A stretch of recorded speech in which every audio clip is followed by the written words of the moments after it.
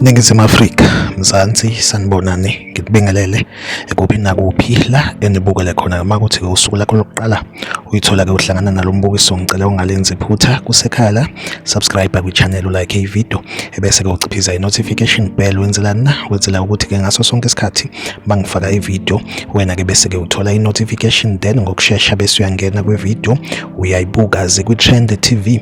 Siyaqinisekisa ke ukuthi ke sikulethela ke lolo daba olusuke lutrenda ngalolo suku. Ingaliza kwethu sengilala nje i-video yokugcina le osukwini sengithe ngeke ngingaliposti ke lolo daba bafethu.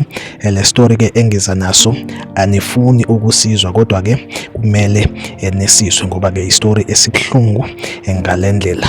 Lo esimbona ke esithombeni igama lakhe uThandeka Mhlongo.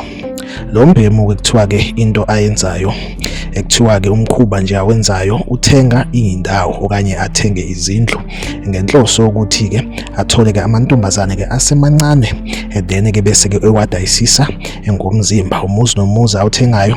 Ekuthiwa ke amadoda asuke ezothenga alethwa uyena kupaka imoto nawo and then amadoda asuke ezothenga sometimes kube ngathi nje iparty kuyakwarizwa njalo kuphuzwe kudanswe ingoma phezulu kwenziwa ke uyena lo mbhemu ekuthiwa ke uThandeka Mhlongo.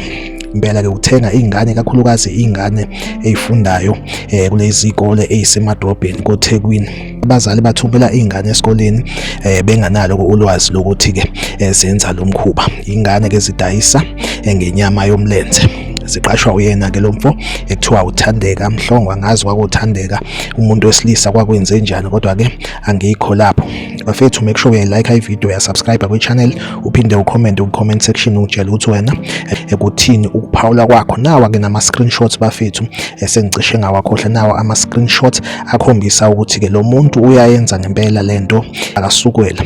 Laba bantu ke abakhuluma naye abantu ke abathema bembona etrenda base beyamconfronta ke ku-Facebook. Indlela aphendulwa ngayo kuyakhombisa ukuthi uyayiqhenya ngomsebenzi wakhe. Ngaliza kwethu asihlangabezane kwi-video elandelayo phinde sihlangabezane kwi-comment section.